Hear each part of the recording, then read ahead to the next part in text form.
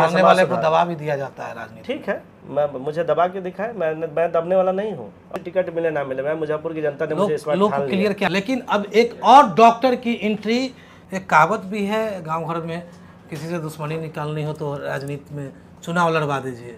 Doctor की entry लगातार हो रही है। क्या लग रहा है कि पहले डॉक्टर जो जीते हैं उन्हीं का प्रेरणा है या लोगों के पास लठैत हुआ ये इतिहास है? ठीक है। हाँ। फिर उसका एक फेज आया जिसमें लठैत लोग ही नेता बन गए।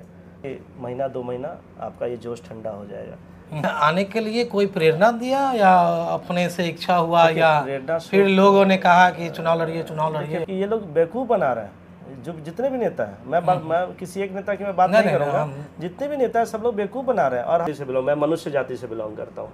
ठीक है, मुझे गर्व है कि मैं हिंदू हूँ, लेकिन बोलना चाहूँगा कि भाई आप लोगों ने अपना काम नहीं लिया, आप लोगों ने अपना काम किया, कर दिया, नहीं कर पाया कोई बात नहीं। ठीक है, अब आप लोग जगह खाली कीजिए और युवा वर्ग को आगे आने दीजिए।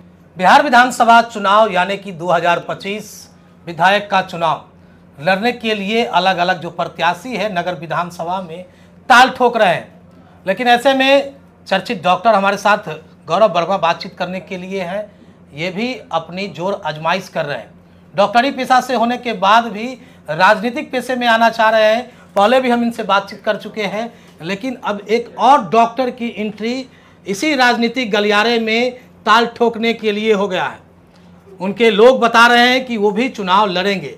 हालांकि उनके मुख से अभी तक ये बात सामने नहीं आया है, इसीलिए हम उनका नाम नहीं लेंगे। लेकिन एंट्री हो गई है, मुँहा मुँही चर्चा भी नगर विधानसभा के विभिन्न इलाके राजनीतिक गलियारों में भी हो रही है। अब डॉक्टरों की होड़ राजनीतिक में भी लगने लगा है, राजनीतिक पेशे में होड़ लगने लगी है।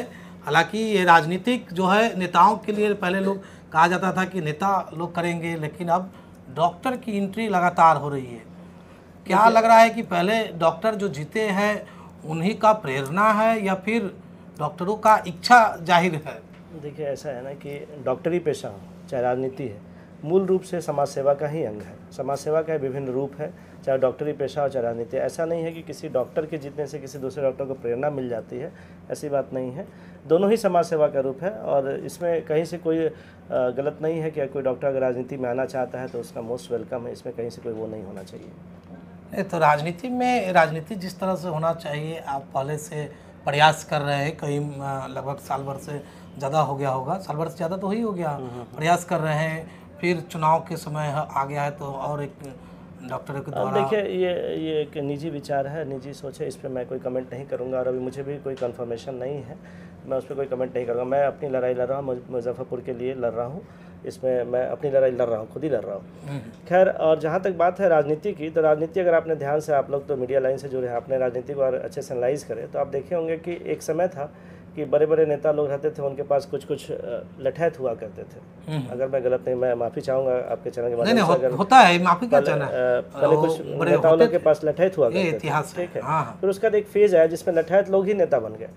आप अगर ध्यान से एनालाइज कीजिए तो एक फेज आया कि लठैत लोग भी लगभग नेता बन गए। ठीक है, फिर अब जो फेज आया उसमें पढ़े लिखे लोग आना चाह रहे हैं राजनीति में। ये जो फेज है ना, ये बहुत अच्छा सुधारने वाला फेज है। तो इस फेज में आप केवल डॉक्टर ही नहीं, और भी ब्यूरोक्रेट्स भी आ रहे हैं। केवल आप डॉक्टर को अपने चैनल, अपने इंटरव्यू में मत शामिल कीजिए, आप बड़े बड़े ब्यूरोक्रेट्स भी आ रहे हैं आज के टाइम में राजनीति में। तो राजनीति में एक बदलाव की एक समय आ गई है, राजनीति में एक बदलाव हो रहा है, जिससे समाज में कुछ जो पढ़े लिखे लोग हैं वो अब राजनीति में आना चाह रहे हैं और कूद रहे हैं। तो इस राजनीति के लिए अच्छी सोच और अच्छी खबर है ये राजनीति के लिए। लेकिन पहले ये राजनीति को गांव घर के चाहे बोलचाल की भाषा में लोग बहुत गलत नज़रिए से देखते हैं, राजनीति देखते हैं। बहुत आपकी बात एकदम सही है कि राजनीति तो खैर मेरे नज़र में, मैंने बोलूँ तो राजनीति वो नीति जिससे समाज का कल्याण हो, लेकिन वो नीति अब रह आ गई है। अब तो मैं अपना कल्याण लोग ज़्यादा करता है। मैंने पिछले इंटरव्यू में शायद आपको बोला था कि राजनीति तो वो दलदल है कि जिसमें हर लोग चाहता है कि भाई मत कूदो, इतना बढ़िया सब कुछ है, क्यों राजनीति में कूदना चाह रहे हो। हर आदमी चाहता है कि राजनीति में ना जाए और अपने किसी शुभचिंतक को बोलता है कि भाई तुम मत जाओ। लेकिन सब लोग अगर ऐसा ही सोचेंगे तो राजनीति दिन पर दिन डिटोरिएट ही होता जाएगा। तो इसलिए पढ़े लिखे लोग और अच्छे लोग को राजनीति में आना जरूरी है। एक कहावत भी है गांव घर में, किसी से दुश्मनी निकालनी हो तो राजनीति में चुनाव लड़वा दीजिए। इस पर मैं ज़्यादा कमेंट नहीं करूँगा, लेकिन ये है कि अगर ये कहावत अगर लोग बोलते तो ये भी है कि भाई राजनीति में अच्छे लोग नहीं आएंगे तब तो ये कहावत और प्रबल होती जाएगी। तो अच्छे लोग आना जरूरी है राजनीति में। लेकिन अच्छे लोग आते हैं लेकिन दिखते नहीं हैं। आने के बाद जब जगह मिल जाती है, देखिए लहरों बहुत सारे अच्छे लोग आए, लेकिन लोग पहले ही कहा, लेकिन दिखे नहीं, नाम नहीं लेना चाहेंगे, लोग ले ही रहे थे। आपकी बात सही है, एकदम सही है। देखिए लहरों के साथ तो सारे ही तैर लेते हैं, लहरों के अगेंस्ट में तैरने की जहाँ तक बात है तब मज़ा है। तो जब मैंने स्टार्ट किया था, मैं अपने चाय पे चर्चा कैंपेन, मुझे लगता है 1-1.25 साल हुआ, 1.5 साल हुआ होगा, तो मुझे भी लोगों ने बोला कि महीना 2 महीना आपका ये जोश ठंडा हो जाएगा। लेकिन क्या जोश ठंडा हुआ? दिन पर दिन और बढ़ता ही गया। क्यों? क्योंकि यहाँ के लोगों का सहयोग दिन पर दिन बढ़ता गया, समर्थन मिलता गया और कारवा बढ़ता गया। तो जोश ठंडा नहीं होता है, ठीक है। आदमी क्या होता है ना कि थोड़ा टायर्ड हो जाता है कि कहाँ राजनीति में घुस गए हैं, इसमें तो सब वैसे ही लोग मिल रहे हैं। लेकिन ऐसी बात नहीं है। अगर आपके मन में अगर दृढ़ संकल्पित है कि आप समाज में कुछ बदलाव लाना चाहते हैं, आपका एम कोई और एम नहीं है, आपका गोल कोई और गोल नहीं है, केवल समाज में बदलाव ही आपका गोल है, तो आप नहीं थकिएगा, आप रुकिएगा नहीं। जब तक आप कुछ करके नहीं दिखाएंगे तब तक आप रुकने वाले नहीं हैं। ज़्यादातर लोग देखिए धनिक बनने के बड़ा गोल करने, हाँ वही उन जिन लोगों का गोल अगर है कि पैसा कमाना है, वो तो तुरंत वो हो जाएंगे, बोलेंगे कि भाई पैसा नहीं आ रहा है, तो तुरंत राजनीति से वो संन्यास ले लेंगे। लेकिन जिसका गोल पैसा कमाना नहीं है वो राजनीति में लंबा जाएगा। मैं अच्छे पढ़े लिखे लोगों की बात कर रहा हूँ। लोकलिटी बढ़ी, इसीलिए चुनाव लड़ना चाह रहे हैं आप?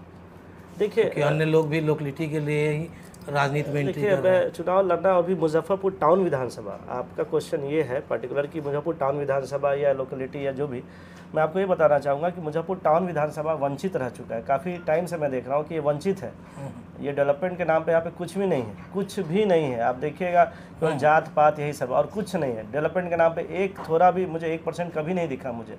तो मुजफ्फरपुर टाउन विधानसभा को बहुत ज़रूरत है डेवलपमेंट की।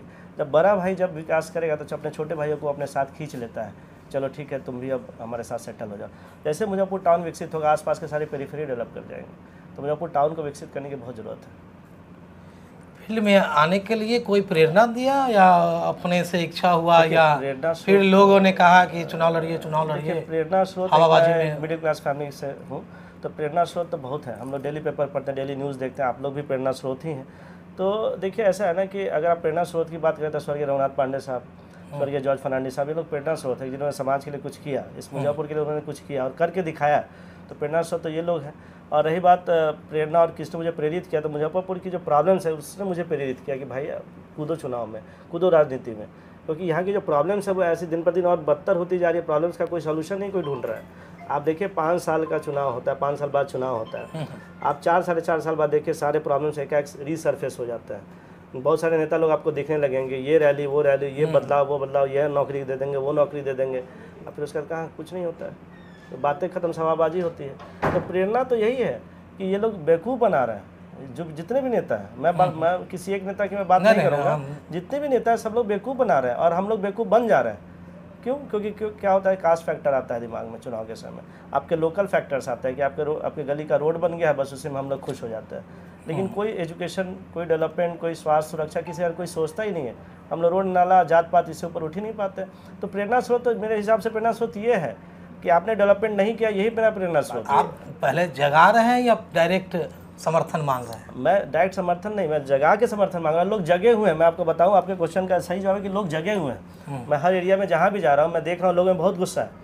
मैं जब चाय पे चर्चा करने जाता हूँ तो वहाँ पे लोग जैसे उठे बोलते हैं कि चुनाव में गुस्सा ठंडा भी जाता है। बहुत सारे कई सारे चुनाव हमने देखे अपने जीवन में। उम्र तो ज़्यादा नहीं है लेकिन बहुत सारे गुस्सा चुनाव आते हैं। एकदम आप एकदम सही बोल रहे हैं, ठंडे अवस्था में चला जाता है। एकदम सही बोल रहे हैं। क्यों? क्योंकि वहाँ पे क्या होता है, कास्ट फैक्टर हावी हो जाता है, चाहे जो लोकल फैक्टर्स हावी हो जाते हैं। ठीक है, तो इस बार के चुनाव में मैंने देखा ना, एक्चुअली क्या है ना कि बार बार लोग ठगे जा रहे हैं। ए हो चाहे बी हो, ठगे जा रहे हैं। तो मैं जैसे किसी चाय पे चर्चा, किसी मीटिंग, किसी वार्ड वगैरह में जा रहा हूँ तो आगे लोग मुझे बताते हैं कि सर पिछले बार भी 4 साल 5 साल पहले एक फलना पार्टी के फलना नेता आए थे, वो लोग भी ऐसा वादा किए और करके चले गए। हाँ, ये तो ठीक है। तो फिर मैं उनको बोलता हूँ गलती हमारी आपकी है कि फिर से उन्हीं को हम वोट कर दे रहे हैं, फिर से उनके झांसे में आके ए चाहे भी किसी को हम वोट कर दे रहे। गलती हमारी, हम क्यों नेता को दोष दें, हम नेता को क्यों ब्लेम करें? गलती हमारी, हम लोग वोट दे रहे हैं। ये देखिए मैं बार बार बोलता हूँ कि ये ताकत मेरी जो है ये कोई नहीं छीन सकता, वोट देने की ताकत। तो वोट देते समय आप उनको उनकी औकात दिखाइए ना। आप क्यों प्रेरित होकर उनको वोट दे रहे हैं? आप जब मैं जाता हूँ उस गली में, मोहल्ले में, तो लोग बोलते हैं ये नहीं हुआ वो नहीं हुआ, तो मैं पूछता हूँ कि भाई आप ही ने वोट दिया है उनको, और वो माननीय है क्योंकि आपके हमारे वोट से वो बने हैं, तो आपने उनको वोट दिया, तो भाई गलती हमारी है। तो देखिए हम लोग जो गलती करते हैं उसकी पुनरावृत्ति ना हो। इस बार जब मैं जा रहा हूँ हर एरिया में तो लोग लग रहा है कि लोग एकदम बदलाव चाह रहे हैं, लोग थक गए हैं।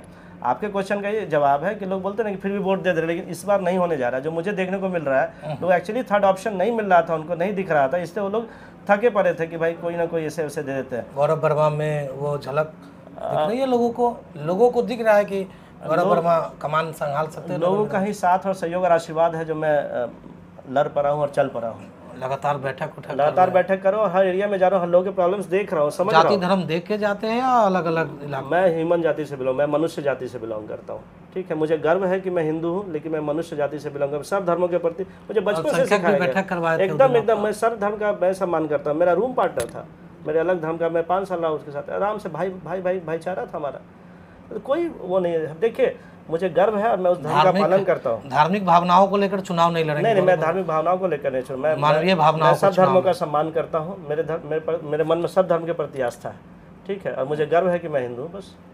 तो आप धर्मों के देखिए, धर्मों की जब बात होती नहीं, केवल चुनाव के समय धर्म की बात करके जो ना बरगलाया जाता है हमें, ठीक है। वोट जब तक वोट तक आपको बरगलाया जाता है। देखिए ये जो बातें हैं ना, मैं आपके चैनल के माध्यम से एक और अपील करना चाहता हूँ कि इन बातों से भटकिए मत कि फलना ये किया, फलना वो किया।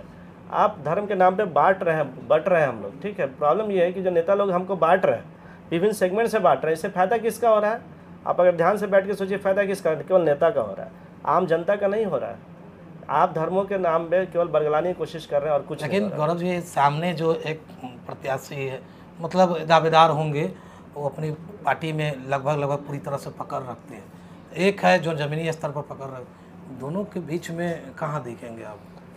देखिए, पहली बात तो मैं सबका सम्मान करता हूँ, मेरी किसी नेता से कोई पूर्वाग्रह नहीं है, मैं सबका सम्मान करता हूँ। देखिए, एक तो मैं बिना नाम लिए मैं बोलना चाहूँगा कि भाई आप लोगों ने अपना काम नहीं लिए, आप लोगों ने अपना काम किया, कर दिया, नहीं कर पाया कोई बात नहीं, ठीक है।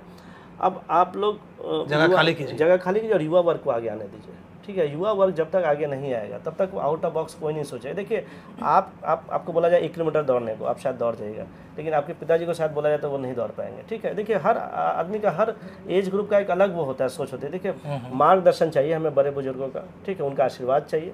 लेकिन युवा वर्ग जब तक नहीं आएगा तब तक पॉलिटिक्स में सुधार, बड़े लेवल पर सुधार नहीं हो पाएगा। आज भी हम लोग जिस पॉलिटिक्स में रह रहे हैं, जिस पॉलिटिकल इन्वायरमेंट हम लोग रह रहे हैं, ये इन्वायरमेंट चेंज होना चाहिए।